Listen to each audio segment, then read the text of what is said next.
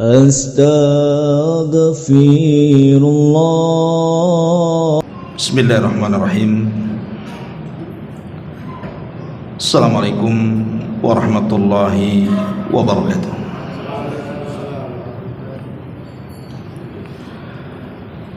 Alhamdulillah wassalatu wassalamu ala Rasulillah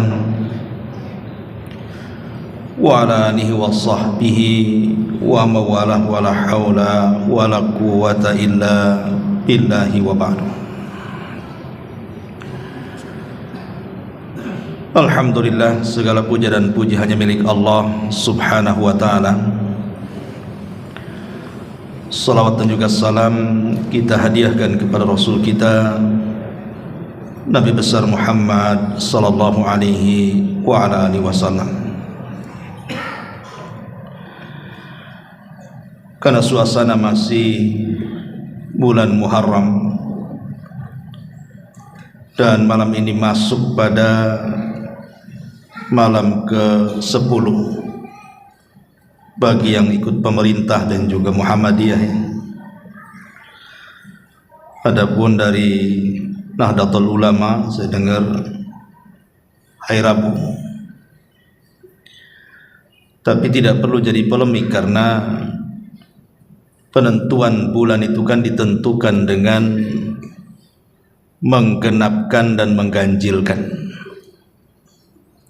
Artinya yang melihat bulan berarti mengganjilkan, yang tidak melihat bulan artinya menggenapkan. Kapan menggenapkan dan mengganjilkan? Ya sewaktu di bulan Dzulhijjah. Ketika tanggal 29 Dzulhijjah itu terlihat bulan, berarti 1 Muharramnya itu tanggal 30. Tapi yang tidak melihat hilal berarti Dzulhijjahnya digenapkan tanggal 30, baru setelahnya tanggal 1. Jadi perselisihannya hanya di sini saja. Baik yang besok tanggal 10 Muharram atau yang Rabu, ya sama-sama juga dalilnya kuat kan gitu ya. Kalau yang besok tentunya ikut pemerintah, dan memang kita disuruh untuk mengikuti pemerintah.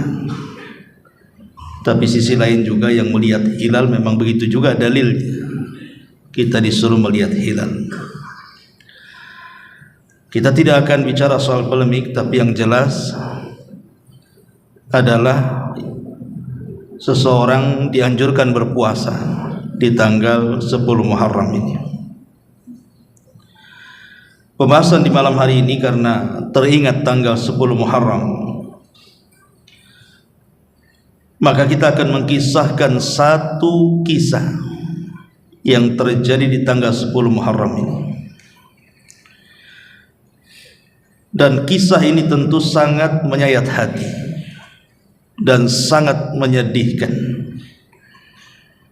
Kisah apa itu? Kisah syahidnya atau terbunuhnya salah satu cucu Nabi sallallahu alaihi wasallam, Husain ibnu Ali radhiyallahu anhu. Bagaimana kisahnya? Inilah yang kita akan kisahkan untuk mengenang tanggal 10 Muharram ini. Ma'asyiral muslimin yang dimuliakan Allah Subhanahu wa taala. Tentu ketika kita mengkisahkan salah satu cicit Nabi sallallahu alaihi wasallam ini karena tanda kecintaan kita kepada Ahlul Bait. Syekhul Islam Ibn Taimiyah rahimahullahu taala mengatakan, Alu baiti Rasulillah sallallahu alaihi wasallam lahum minal huquqi ma yajibu riayatuha. Keluarga Nabi sallallahu alaihi wasallam itu bagi mereka punya hak-hak yang wajib untuk kita perhatikan. Fa innallaha ja'ala lahum haqqan fil khumusi wal fai'i. Karena Allah Subhanahu wa taala juga menjadikan bagi mereka hak tentang pembagian harta perang atau ghanimah peperangan. wa amara atau wa umira bis salati alaihi ma'as salati ala Rasulillah sallallahu alaihi wasallam, dan kita diperintahkan untuk bersalawat kepada mereka keluarga Nabi sallallahu alaihi wasallam, termasuk dalamnya Husain, sebagaimana kita bersalawat kepada Nabi sallallahu alaihi wasallam. Makanya bentuk sayangnya kita kepada keluarga Nabi itu adalah dengan cara bersalawat pada setiap solat kita. Kalau kita sedang tasyahud, khususnya tasyahud akhir, salah satu salawat yang kita baca adalah salawat Ibrahimiyah. Dan dalam kandungan salawat Ibrahimiyah itu kita menyebut Nabi SAW dan seluruh keluarganya. Allahumma salli ala Muhammad wa ala ali Muhammad. Kita bersalawat kepada Nabi SAW dan kepada keluarganya. Bahkan Imam Syafi'i rahimahullahu ta'ala sampai mengatakan, ya ala baiti Rasulillah sallallahu alaihi wasallam hubbukum fardun minallahi fil Qur'ani anzalahu. Wahai keluarga Rasul sallallahu alaihi wasallam, cintanya kita kepada kalian itu sebuah kewajiban dari Allah yang tertera dalam Al-Qur'an yang Allah turunkan. Yakfikum min azimil fakhri annakum man lam yusalli alaikum la salata lahu. Cukuplah bagi kalian dari kebanggaan terbesar yang ada bahwa orang yang tidak bersalawat kepada kalian dalam salat, maka salat seseorang tidak dianggap sah. Ini ucapan Imam Syafi'i rahimahullahu ta'ala, menunjukkan bahwa kita wajib mencintai keluarga Nabi. Terlepas dari polemik di negeri kita soal nasab, kita tidak membahas itu. Kita membahas keluarga Nabi, karena orang-orang yang mengaku nasabnya sampai kepada Rasul bisa iya, bisa tidak. Karena untuk membuktikannya itu kan harus ada silsilah ilmiah, harus ada pengakuan. Dan kalau mereka mengaku cucu cicit Nabi SAW, mestinya mereka adalah orang yang paling terdepan memperjuangkan sunnah Nabi SAW, yang paling berteriak untuk mengamalkan hidayah Rasul, bukan sebaliknya malah kemudian membuat cerita-cerita khurafat yang tidak ada dasarnya sama sekali. Ma'asyiral muslimin yang dimuliakan Allah Azza wa Jalla, baik, kita akan bicara sedikit tentang kehidupan Husain sebelum masuk kepada tema yang kita akan bahas. Ma'asyiral muslimin yang dimuliakan Allah Subhanahu wa taala, kita tahu bahwa Husain dan juga abangnya Hasan adalah kesayangan Nabi SAW. Kenapa demikian? Karena kedua cucu Nabi Hasan dan Husain ini adalah pelipur lara bagi Rasul. Rasul itu kan pernah punya anak laki-laki. Dia pernah punya anak Qasim, tapi meninggal di waktu bayi. Kemudian punya anak lagi setelah diangkatnya jadi Nabi, namanya Abdullah, tapi juga meninggal dunia di waktu bayi juga. Kemudian setelah di usia senjanya, di usia tuanya, mendekati kematiannya, Allah takdirkan punya anak juga, tapi bukan dari Khadijah, tapi dari budaknya Maria Kiptiah. Kemudian diberi nama Ibrahim. Tapi sayang, usia setahun 8 bulan lagi lucu-lucunya juga meninggal dunia. Dan yang sangat menyesakkan dada Nabi SAW adalah kematian Ibrahim. Sampai Abdurrahman ibn Auf radhiyallahu anhu mengatakan, wa ma yubkika ya Rasulullah, Rasul, kenapa engkau menangis saat kematian Ibrahim itu? Maka Nabi SAW mengatakan, ya Abdurrahman, innal aina la tadma wa innal qalba la tahzan wa inna bi firakika ya Ibrahim la mahzunun wa ma naqulu illa ma yarda rabbuna. Bagaimana aku tidak menangis wahai Abdurrahman, sementara mata ini bisa mengeluarkan air mata dan hati ini bisa bersedih, Sementara perpisahan aku dengan Ibrahim ini sungguh menyesakkan dada, tapi aku berusaha untuk tidak mengucapkan sesuatu kecuali apa yang Allah ridhoi saja. Artinya bahwa kematian putra-putra Rasul ini menyesakkan dada Nabi SAW. Dan ingat, anak laki-laki di zaman itu bagaikan emas yang luar biasa. Tapi sebaliknya anak-anak perempuan di zaman jahiliyah itu tidak ada harganya. Makanya sebagian mereka apabila dihabar gembirakan tentang kelahiran anak perempuan, sebagian mereka mengubur hidup-hidup karena malu. Tapi kalau yang lahir anak laki-laki itu kebanggaan luar biasa. Itu di zaman jahiliyah tuh. Sehingga wajar kalau Nabi SAW sangat sesak dadanya ketika kematian putra terakhir beliau Ibrahim. Tapi Allah Subhanahu wa taala ganti kesedihan dengan kebahagiaan dengan lahirnya cucu beliau dari Fatimah, Hasan, Husain dan Muhsin. Tapi Muhsin sayang meninggal di waktu kecil, sehingga tinggal Hasan dan Husain saja. Dari kedua cucu Rasul inilah keturunannya sampai hari ini, bahkan sampai kiamat dibangkitkan akan senantiasa ada. Ma'asyiral muslimin yang dimuliakan Allah Subhanahu wa taala, ketika Hasan lahir atau Husain lahir, dua-duanya lahir, kita tahu bahwa yang memberi nama Hasan dan Husain dan Muhsin juga adalah Nabi. Jadi Ali radhiyallahu anhu itu ketika punya anak namanya Husain dan Hasan, itu dua-duanya dikasih nama Harban. Harban itu artinya perang. Karena orang-orang jahiliyah di masa itu kalau ngasih nama anak itu aneh-aneh. Lah salah satunya Ali radhiyallahu anhu ketika lahir Hasan itu dikasih nama Harban, peperangan Harban itu. Maka Rasul mengatakan jangan kasih nama itu, kasihlah nama Hasan. Kemudian lahir Husain dikasih nama Harban lagi. Maka Rasul mengatakan jangan, kasih nama Husain. Kemudian lahir anak ketiga Muhsin dikasih nama lagi Harban. Asih perang aja dikasih nama itu.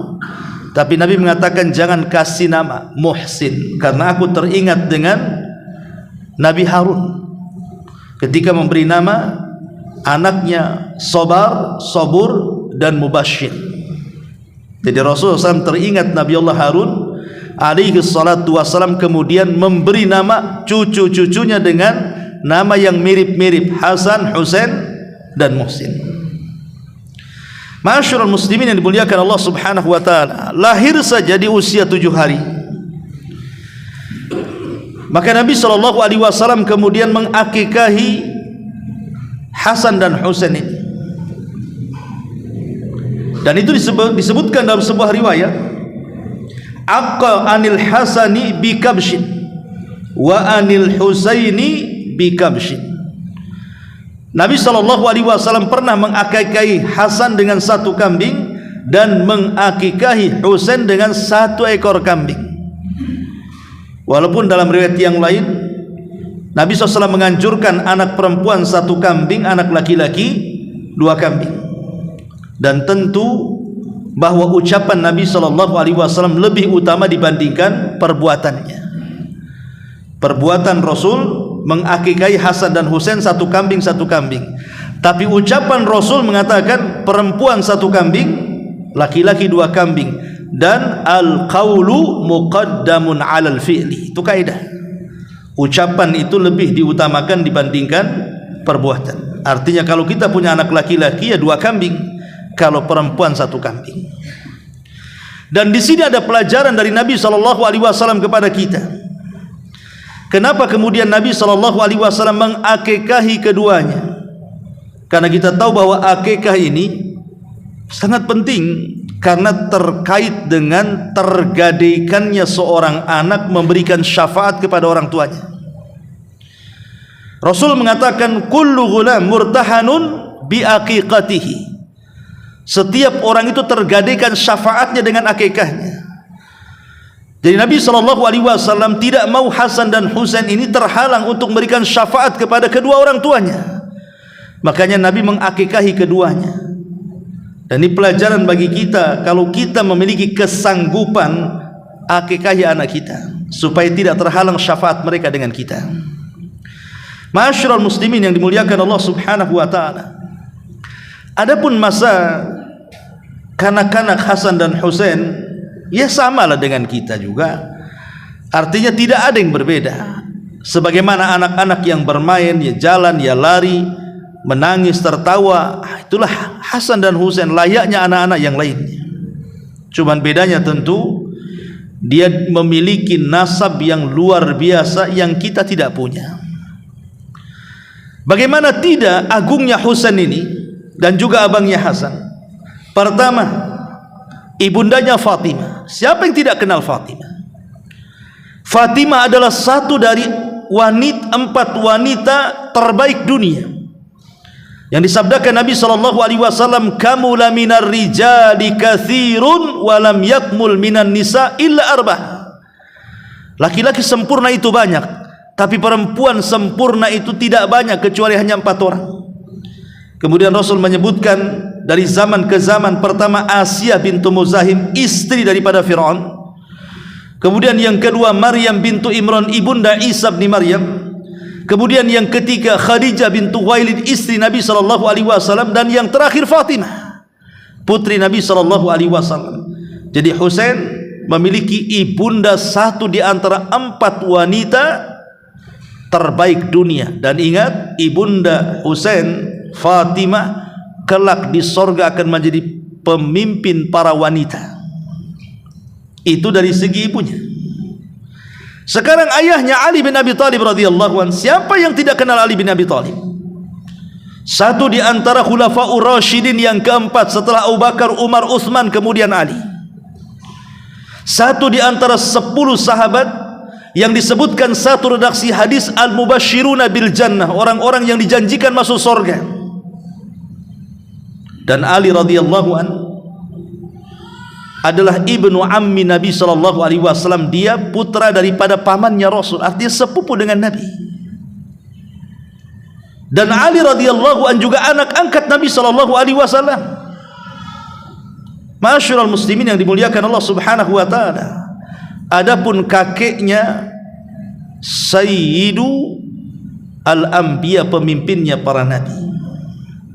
Adapun neneknya Khadijah, satu di antara 4 wanita terbaik dunia.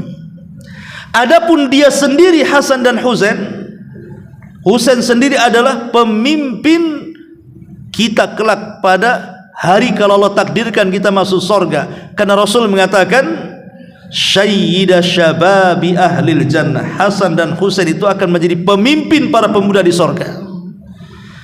Jadi nasab mana lagi yang bisa menandingi Husain ini dan juga abangnya Hasan?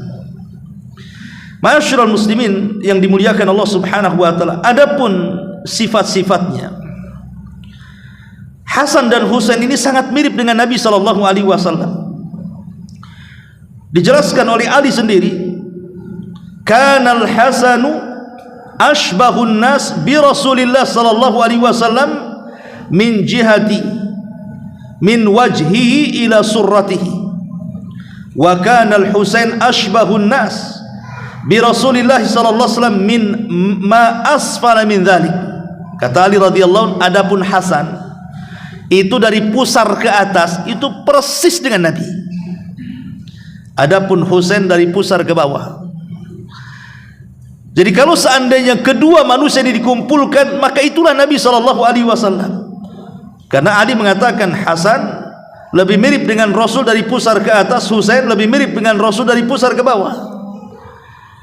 Ma'asyiral muslimin yang dimuliakan Allah Subhanahu wa taala. Itulah Hasan dan juga Husain. Saking cintanya Nabi SAW dengan kedua cucunya ini. Satu hari Nabi SAW sedang berkhutbah, khutbah Jumat lagi. Kemudian Hasan dan Husain masih kecil ini, biasa namanya anak laki-laki, apalagi anak kecil kan lari sana lari sini. Ketika melihat cucunya lari-lari, maka Nabi SAW sampai turun mimbar, kemudian menangkap kedua cucunya, kemudian menggendongnya naik lagi ke atas mimbar. kemudian melanjutkan ceramahnya dan ditutup dengan innama amwalukum wa auladukum fitnah. Sesungguhnya harta kalian dan anak keturunan kalian juga bisa menjadi fitnah, termasuk aku, kata Nabi SAW. Aku tidak kuasa dengan kedua cucuku ini. Makanya Nabi SAW kalau sedang sholat itu, terkadang Hasan Husain itu naik di punggung Nabi, karena sayangnya Nabi SAW sengaja melamakan sujudnya itu, sehingga para sahabat menyangka ada turun wahyu kepada Nabi SAW karena saking lamanya sujudnya. Tapi Rasul menjelaskan, tidak, karena di punggungku ada kedua cucuku, biarkan dia turun baru aku bangkit dari sujud. Begitulah kecintaan Nabi SAW. Sampai Nabi SAW apabila sakit Hasan dan Husain itu, Nabi berusaha untuk meruqyahnya, diruqyah oleh Nabi SAW.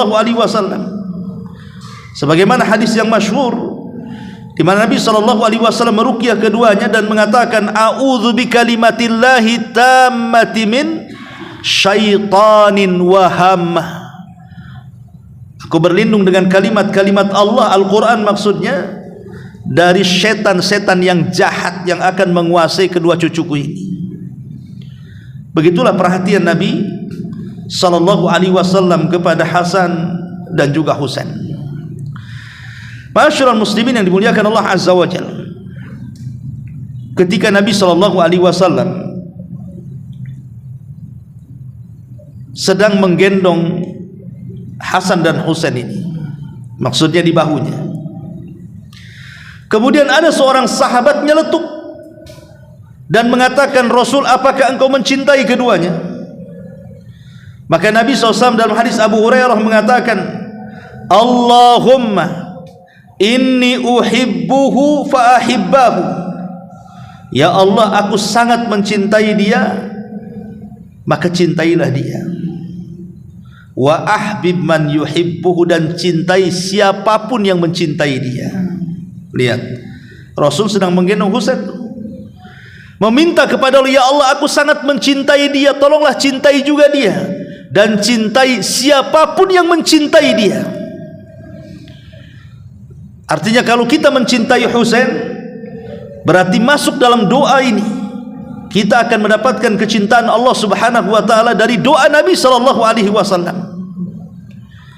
Bahkan hadis mengatakan, man ahabbahuma faqad ahabbani wa man abghadahuma faqad abghadani. Siapapun yang mencintai keduanya, maka dia telah mencintai aku, kata Rasul, dan siapapun yang membenci keduanya, maka dia telah membenci aku, kata Rasul. Lihat bagaimana Nabi SAW sangat keras sekali kepada para pembenci Hasan dan Husain ini. Sampai-sampai ada seorang sahabat namanya Aqra ibn Habis radhiyallahu anhu. Dia punya anak 10. Nabi SAW ketika itu menggendong Hasan Husain kemudian mencium keduanya. Aqra ibn Habis ini kaget karena dia tidak pernah mencium anak-anaknya, sehingga dia mengatakan kepada Rasulullah, ya Rasulullah, kenapa engkau mencium keduanya? Maka Nabi SAW mengatakan, berapa putramu? 10. Pernah kau cium putra-putramu dan putri-putrimu? Tidak, katanya. Maka Rasul mengatakan, ciumlah putra-putrimu, karena kalau engkau tidak menciumnya, maka hampir-hampir rahmat akan dicabut dalam jiwamu. Maka Rasul mengatakan, irhamu man fil ardi sayarhamukum man fis sama. Sayangi orang yang di bumi, maka yang di langit akan sayang kepadamu. Dan banyak lagi tentang keutamaan Husain dan juga abangnya Hasan radhiyallahu anhu. Ketika Nabi SAW meninggal dunia, ketika itu khalifah jatuh kepada Abu Bakar Siddiq radhiyallahu anhu. Dan Abu Bakar Siddiq radhiyallahu anhu di zamannya itu sangat menyayangi kedua cucu Nabi ini. Sampai-sampai apabila mendapatkan ganimah peperangan, maka Abu Bakar akan menyisihkan harta ganimah itu untuk kedua cucu Nabi SAW. Apa yang dilakukan Abu Bakar sama dengan yang dilakukan Umar bin Khattab radhiyallahu anhu. sama juga suka memberikan harta banyak kepada keluarga Nabi sallallahu alaihi wasallam. Nah, di zaman Utsman tentu keduanya sudah dewasa. Kan di zaman Abu Bakar dan Umar kan masih kecil. Di zaman Utsman tentu sudah tua, sudah dewasa. Lah dia terlibat dalam peperangan ketika membuka Afrika. Di zaman Utsman radhiyallahu an, Hasan dan Husain ini ikut perang menjadi seorang mujahidin di bawah tentara Utsman ibn Affan radhiyallahu an sampai membebaskan daratan Afrika. Dan begitu seterusnya. Tetapi ketika kemudian Ali radhiyallahu an ayahnya berkuasa, kemudian Allah takdirkan Ali meninggal dunia di tangan Abdurrahman ibn Mulzam, secara otomatis kekuasaan jatuh kepada Hasan.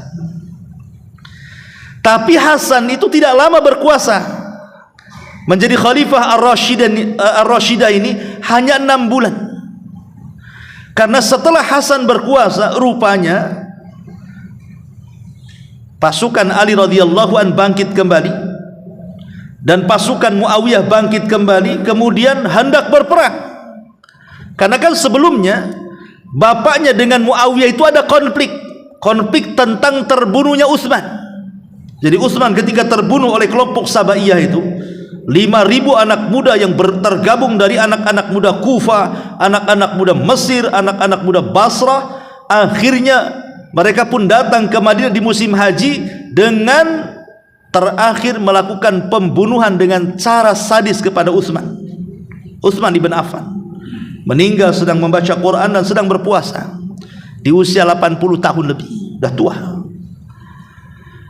Lah, terbunuhnya Utsman ini menyisakan kesedihan kepada keluarganya, salah satunya Muawiyah, karena masih satu kabilah Bani Umayyah. Sementara Ali radhiyallahu an tidak kunjung menangkap para pembunuh Utsman, tentu karena ijtihad Ali. Karena di belakang para pembunuh Utsman ini kabilah-kabilah besar dari berbagai macam daerah kan gitu. Kalau sampai ditangkap akan menjadi perang besar. Makanya Ali mengatakan, saya akan tangkap tapi baiat dulu saya. Tapi Muawiyah terbalik, tangkap dulu baru saya baiat. Tangkap dulu baru saya akan baiat engkau wahai Ali. Maka bersiteganglah antara Ali dan kubu Muawiyah yang ada di Syam, yang ketika itu di zaman Utsman Muawiyah itu posisinya sebagai gubernur di Syam. Akhirnya terjadilah salah paham, kemudian terjadi peperangan yang disebut dalam sejarah sebagai perang Siffin namanya. Lah inilah perang pertama, perang saudara namanya. Persis seperti yang disabdakan Nabi SAW lewat lisannya Hudzaifah ibnul Yaman. Ketika Umar bin Khattab radhiyallahu an bertanya soal fitnah, maka kemudian Hudzaifah mengatakan, selama engkau masih hidup wahai Umar, maka tidak akan terjadi fitnah. Maksudnya tidak mungkin ada pembunuhan orang Islam dengan orang Islam. Tetapi kalau engkau meninggal wahai Umar, maka pintu fitnah akan terbuka. Betul, setelah Umar meninggal, kemudian era kekuasaan Utsman, disinilah terjadi perang saudara sampai Utsman pun dibunuh oleh orang-orang yang mengatasnamakan cinta dengan Al-Quran, membunuh Utsman atas nama Quran, padahal Utsman adalah ahli Quran. Ma'asyiral muslimin yang dimuliakan Allah Azza wa Jalla. Makanya setelah perang Siffin ini terjadi perdamaian. Kemudian terjadi perdamaian ini, keluar satu kelompok yang kemudian melembaga sampai hari ini yang disebut dengan Khawarij. Lah dari tengah-tengah Khawarij inilah muncul seorang laki-laki yang hafal Quran, namanya Abdurrahman ibn Mulzam. Di tangan dialah Ali radhiyallahu an ditikam kemudian meninggal. Bayangkan, yang menusuk Ali, yang membunuh Abdurrahman bin Mulzam ini bukan orang biasa, hafal Quran, tapi dia membunuh Ali radhiyallahu an. Lah ketika Ali radhiyallahu an meninggal dunia, baru kemudian Hasan yang secara otomatis diangkat menjadi khalifah. Lah ketika Hasan kemudian diangkat menjadi khalifah, para pendukung Ali radhiyallahu an bangkit dan ingin menyerang Muawiyah yang ada di Syam, sebab mereka adalah sumber kekacauan menurut orang-orang ini. Ya tentu Muawiyah tidak tinggal diam, berak juga pasukannya dan hampir berhadap-hadapan dan hampir perang. Tapi Hasan setelah berkuasa 6 bulan dia tidak mau ada lagi pertumpahan darah. Akhirnya dia dari Madinah datang ke Kufah, kemudian dari Kufah datang ke Syam, kepada Muawiyah bin Abi Sufyan dan mengatakan, ya Muawiyah, aku lepas sebagai pemimpin kaum muslimin, kuserahkan kepemimpinanku kepadamu. Maka kemudian Hasan pun menyerahkan kepemimpinan kepada Muawiyah bin Abi Sufyan. Dari sini terjadi pergeseran antara Khulafaur Rasyidin menjadi mulkun wa rahmah. Karena Khulafaur Rasyidin itu cuma 30 tahun saja berdirinya. Dari Abu Bakar, Umar, Utsman, Ali, Hasan, itu cuma 30 tahun saja. Berdasarkan sabda Nabi bahwa kekhilafahan di atas kenabian itu hanya 30 tahun saja, ditutup dengan Hasan 6 bulan. Setelah itu akan bergeser menjadi mulkun wa rahmah, kerajaan demi kerajaan. Dan kerajaan yang pertama kali adalah kerajaan yang diasas oleh Muawiyah, yang kemudian kerajaannya disebut Bani Umayyah. Nanti Bani Umayyah tumbang juga tuh oleh Bani Abbasiyah. Nanti Bani Abbasiyah tumbang lagi sampai yang terakhir kepada Bani Utsmaniyah atau dikenal dengan Turki Utsmani, yang kemudian runtuh dalam peperangan dunia pertama, yang sejak itu sudah tidak ada lagi kerajaan karena orang-orang barat memecah Islam terutama di Timur Tengah jadi negara-negara sampai hari ini. Ya. Ma'asyiral muslimin yang dimuliakan Allah Azza wa Jalla, yang ingin saya ceritakan adalah ketika Muawiyah bin Abi Sufyan berkuasa, memang tidak ada keributan, bahkan penyerahan kekuasaan Hasan kepada Muawiyah itu tahun penyerahannya disebut Amul Jamaah, tahun persatuan, tahun perdamaian, tidak ada lagi peperangan. Persis seperti sabda Nabi SAW kepada Husain dan Hasan ketika ada di pelukannya. Kata Nabi, salah satu dari cucuku ini, katanya, akan mendamaikan dua kekuatan yang hendak berperang. Rupanya sadaqah Rasulullah. Rupanya dari dua cucu yang mendamaikan dua peperangan yang akan bertempur itu adalah Hasan. Persis seperti sabda Nabi SAW. Akhirnya kemudian kubu daripada Hasan pun bergabung dengan kubu Muawiyah, maka menyatulah kaum muslimin di zaman Muawiyah. Bahkan Hasan dan Husain terlibat juga dalam peperangan bersama Muawiyah ketika membebaskan Konstantinopel. Memang betul-betul bersatu kaum muslimin di zaman itu. Tetapi memang Allah takdirkan berbeda. Ketika Muawiyah meninggal dunia, Muawiyah tidak membentuk Dewan Syura sebelum meninggal untuk menggantikan posisinya. Harusnya Muawiyah itu seperti Umar, membuat Dewan Syura, yang Dewan Syura ini nanti akan memilih kira-kira siapa yang pantas menggantikan Muawiyah.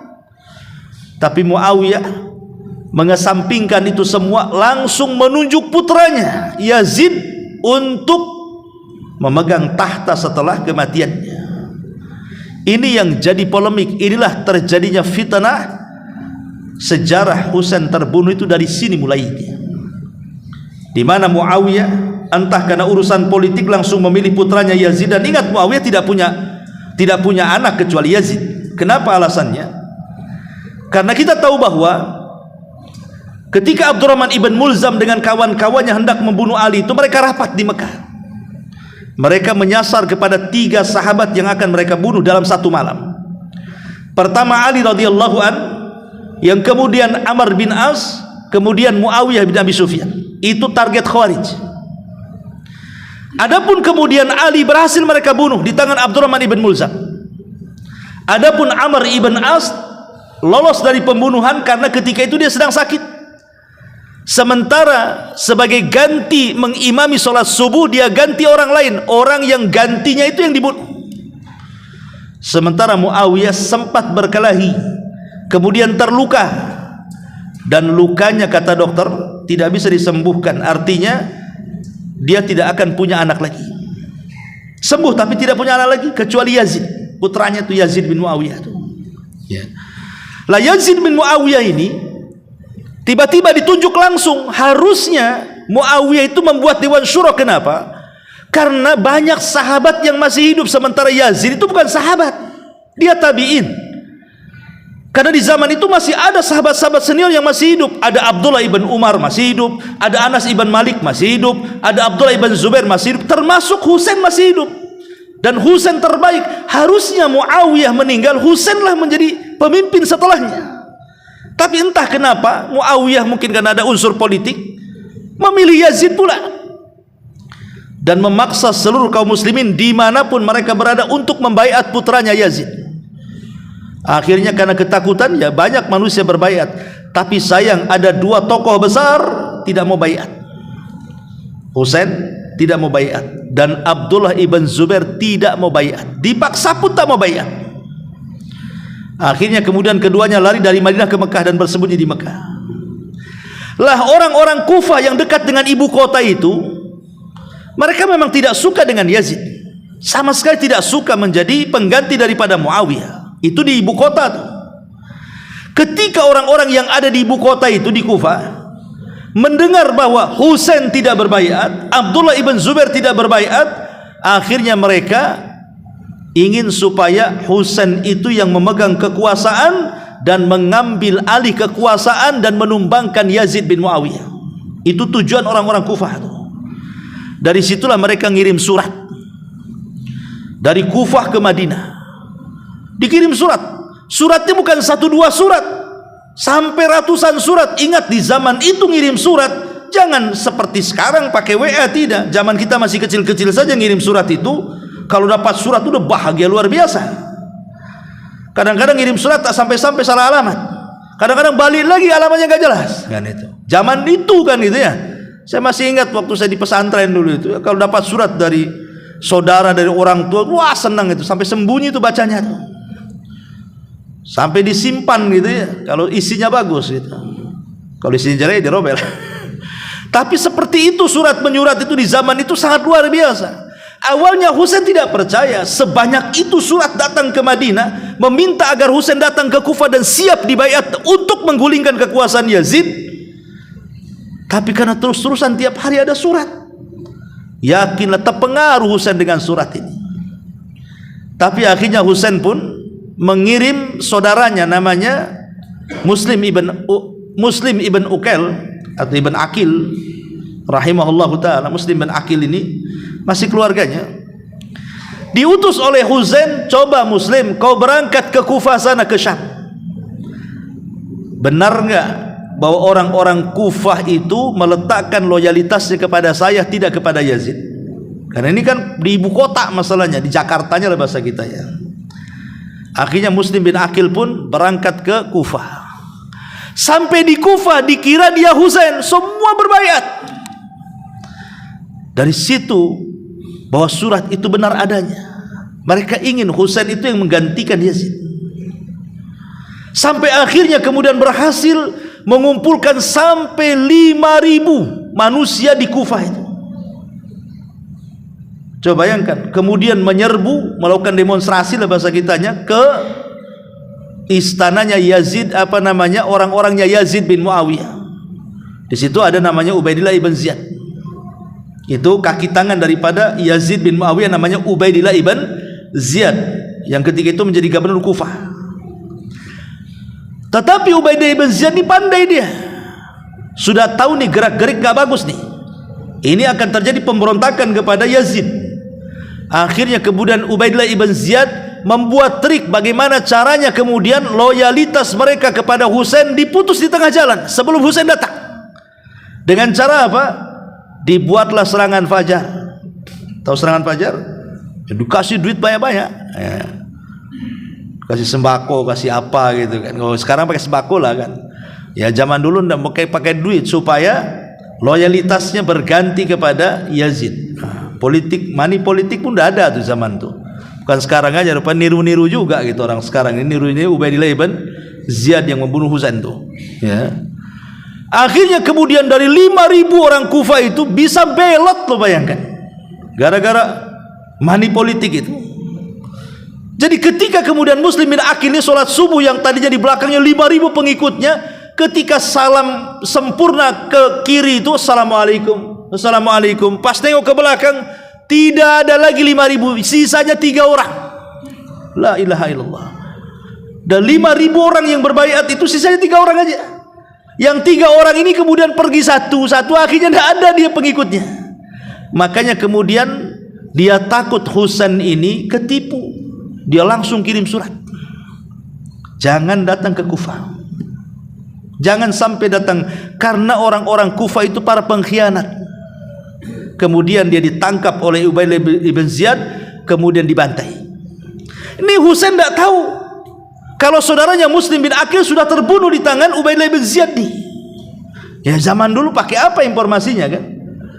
Berangkatlah Husain dan 70 orang ini terdiri daripada keluarga dia, 50-nya dari keluarga dia, yang 30-nya tentara-tentara untuk menjaganya. Jadi jumlahnya 70 orang. Jadi 50 orang itu ya, termasuk istri-istrinya, kan banyak istri-istrinya Husain itu, termasuk anak-anaknya, termasuk juga istri-istrinya Hasan yang sudah meninggal, termasuk juga anak-anaknya Hasan, termasuk juga dari keluarganya Uqail. Pokoknya jumlah keluarga Nabi yang ikut itu 50 orang plus 30 orang penjaganya, 70 orang semuanya. Ketika itu para sahabat banyak yang menasihati Husain jangan pergi ke sana. Salah satunya Ibnu Abbas radhiyallahu anhu menasihati, bahkan mengingatkan, wahai Husain, kalau engkau ingin berkuasa jangan ke Kufah, pergi ke Yaman sana katanya, karena di Yaman itu loyalis bapakmu banyak di sana. Jadi kalau engkau pergi ke Yaman, pasti orang Yaman akan memilih engkau menjadi pemimpin mereka. Dan orang Kufah terkenal dengan ahlu ghudur, orang yang mudah mengkhianat, hatinya dengan kita, badannya dengan mereka, katanya Abdullah bin Abbas radhiyallahu anhu. Banyak, bukan satu sahabat menasihati Husain itu jangan sampai pergi. Kalau tidak percaya, karena kan keberangkatan Husain itu di musim haji, pas tanggal 8. Jadi sahabat menasihati, ya Husain, sebaiknya kau haji dulu. Haji ini banyak orang Kufah datang, kau bisa bertanya. Namanya haji kan dari mana-mana datang kan, kau cari informasi di situ. Tapi entah memang Allah sudah takdirkan ya, memang maut sudah menjemput dia. Husain tidak peduli dengan nasihat-nasihat sahabat-sahabat yang lain itu. Dia tetap berangkat dengan 70 orang tadi. Dia tidak melaksanakan haji, langsung berangkat ke Kufah. Ketika kemudian keberangkatan Husain ini tercium oleh Ubaidillah ibn Ziyad ini, gubernurnya Yazid bin Muawiyah yang ada di Kufah itu. Akhirnya kemudian Ubaidillah ibn Ziyad mengutus 1.000 pasukan, 1.000 pasukan untuk mengintai maunya Husain ini apa, datang ke Kufah ini. Akhirnya diintai betul tuh kedatangan Husain itu. Lah Husain ini kaget ketika sampai di Kufah, kok daerahnya agak serem. Kata Husain, ini kami ada di mana? Maka orang-orang yang ada di situ mengatakan ini daerah Karbala. Maka tragedi disebut tragedi Karbala. Kata Husain, wallahi karbun wabala, demi Allah ini karb itu pasti akan datang bencana dan juga akan datang bala di tempat ini, katanya. Jadi nama saja itu jadi kepikiran jadinya kan, karbun wabala disingkat jadi Karbala di Irak sana. Betul, ketika itu tiba-tiba dikepung dengan 1.000 pasukan yang diutus oleh Ubaidillah ibn Ziyad ini. Setelah kemudian Husain pun disuruh, sebenarnya yang 1.000 pasukan ini pemimpinnya bagus, meminta agar Husain itu balik lagi ke Madinah. Tapi Husain pula ngotot, tak mau.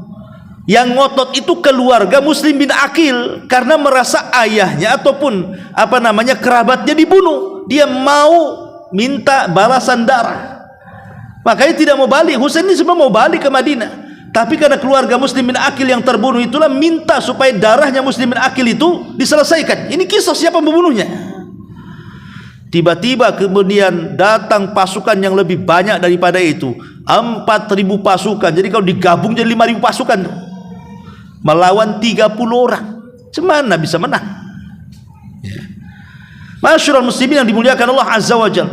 Lah ketika itu kemudian Husain pun sebenarnya sudah mau pulang, sampai Husain mengatakan, kenapa kalian hendak menghalang-halangi aku?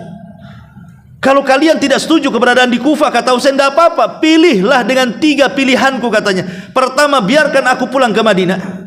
Yang kedua, biarkan aku ke Sugur, ke tempat jihad mana kaum muslimin jihad, aku akan ikut jihad. Atau biarkan aku berangkat menemui Khalifah Yazid bin Muawiyah, aku ingin berunding dengan dia. Tapi Ubaidillah ibn Ziyad ketika itu menolak. Oh, tidak bisa, ini kekuasaanku di sini, aku gubernurnya, kamu harus ikut aku. Ya.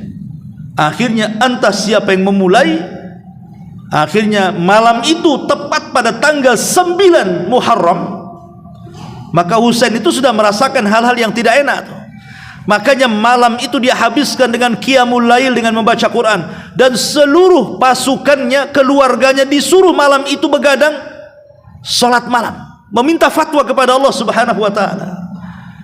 Tapi memang Allah takdirkan keesokan harinya tepat di tanggal 10 Muharramnya, yang 5.000 pasukan ini adalah beberapa yang membelot dan membela Husain ini, tapi tidak seimbang. Tetap saja terjadi peperangan yang jomplang, tidak seimbang. 5.000 melawan 30 orang. Siapa yang bisa menang?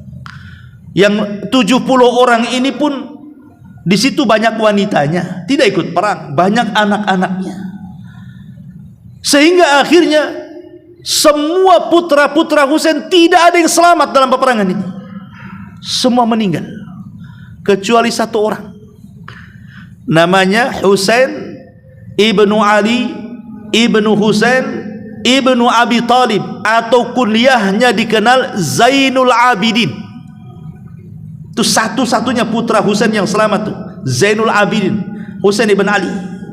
Karena ketika itu dia sedang sakit di tenda, dia tidak bisa ikut perang, berdiri pun tidak bisa, dijaga oleh bibinya Zainab. Ketika Husain ini sedang berperang berkecamuk, dia mengisyaratkan kepada Zainab untuk membawa lari putranya, biar ada satulah yang hidup yang menjadi penerus keturunannya. Zainab inilah yang menyelamatkan satu-satunya putra Husain dalam Karbala ini, dan dia selamat. Makanya siapapun yang mengaku keturunan Nabi SAW dari jalur Husain harus melewati Zainul Abidin, Husain ibn Ali ibn Abi Talib ini. Kalau tidak, maka anda ngaku-ngaku saja turunan Husain. Adapun Hasan itu yang hidup cuma 2 anaknya, karena waktu itu kan masih kecil dan sakit, tidak ikut berangkat di Madinah, makanya selamat dia. Jadi jalur dari Hasan itu 2 anak putranya, jalur dari Husain itu 1 anak putranya. Dari sinilah berkembang cucu cicit Nabi SAW. Ya. Tapi yang jelas bahwa tepat di tanggal 10 Muharram ini, disitulah terjadi tragedi yang sangat menyedihkan, di mana Husain dibantai, sehingga pembantaian ini menjadikan kepala dan badan Husain entah berantah di mana, karena terputus kepalanya. Sehingga menjadi polemik para ulama, di mana kuburan kepalanya Husain itu. Ada yang mengatakan di Kufah, ada yang mengatakan di Basrah, ada yang mengatakan di Syam, ada yang mengatakan di Mesir. Bahkan Syekhul Islam Ibnu Taimiyah rahimahullahu taala menguatkan bahwa kepalanya Husain dikubur di Madinah. Adapun jasadnya entah yang mana satu, karena banyak bergelimpangan jasad kan. Yang jadi masalah kepalanya ini, coba dikubur tanpa badan.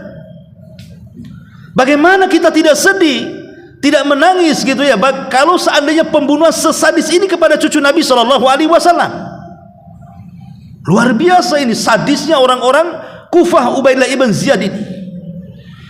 Makanya wajar kalau kemudian para ulama banyak yang mengomentari. Salah satunya siapa? Ibnu Katsir rahimahullahu taala, dan ulama-ulama yang lain mendoakan dengan keburukan setiap para pembunuh Husain ibn Ali radhiyallahu anhu. Dan subhanallah, kutila madluman, Husain terbunuh dengan cara zalim. Wala tahsabannallaha ghafilan amma ya'malu zalim. Ingat Allah, jangan kau kira Allah lalai terhadap apa yang dilakukan orang-orang zalim.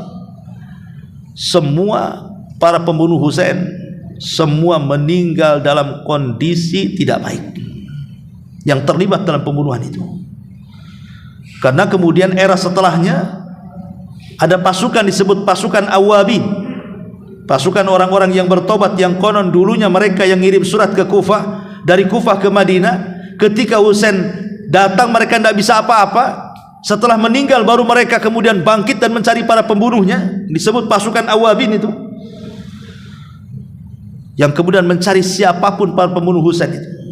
Akhirnya terbantai semuanya, siapapun yang terlibat, termasuk Ubaidillah ibn Ziyad itu yang memotori terbunuhnya Husain ibn Ali. Ada sebagian orang yang kemudian salah paham, seolah-olah dalang pembunuhan Husain adalah Yazid bin Muawiyah. Ingat, Yazid tidak terlibat dalam pembunuhan walaupun dia khalifah, karena Yazid itu hanya memandatkan kepada Ubaidillah ibn Ziyad sebagai gubernur yang ada di Kufah untuk mengawasi saja, bukan membunuh. Makanya dia marah ketika kemudian dia mendengar bahwa Ubaidillah ibn Ziyad malah membunuh Husain. Dan dia mengatakan, demi Allah, kalau aku berada di posisi dia saat itu, aku tidak mungkin membunuhnya. Kemudian dia menangis dan mengutuk siapa para pembunuhnya. Cuman kesalahannya Yazid bin Muawiyah cuman satu, dia tidak menangkap para pembunuh Husain itu saja. Tapi dia tidak terlibat. Apalagi kemudian Yazid sendiri masuk pada hadis Nabi SAW bahwa pasukan yang menyeberangi lautan, maka mereka pasukan yang diampuni Allah Subhanahu wa ta'ala. Dan ingat, tidak ada peperangan yang melewati lautan di zaman Khulafaur Rasyidin kecuali di zaman Muawiyah. Di zaman Umar mau ada pasukan mau diseberangkan untuk menjajah sampai ke daratan Afrika kan. Tapi Umar tidak tahu, dah kebayang takutnya mati nanti di tengah laut, makanya tidak jadi. Baru terjadinya pasukan kaum muslimin nyebrang lautan untuk meluaskan kekuasaan itu di zaman Muawiyah tuh. Lah Yazid terlibat di situ. Jadi walaupun bagaimana dia punya keutamaan, ya. Tapi banyak kemudian orang-orang, terutama orang-orang Syiah, mencela Yazid ibn Muawiyah radhiyallahu anhu. Ma'asyiral muslimin yang dimuliakan Allah Subhanahu wa taala, itulah diantara sekilas tentang sejarah Husain ibnu Ali radhiyallahu anhu. Ini singkat saja karena juga waktu. Ya, sampai di sini mudah-mudahan ada manfaatnya. Subhanallah bihamdika, asyhadu an la ilaha illa anta, astaghfiruka wa atubu ilaik. Allahu taala alam. Assalamualaikum warahmatullahi wabarakatuh.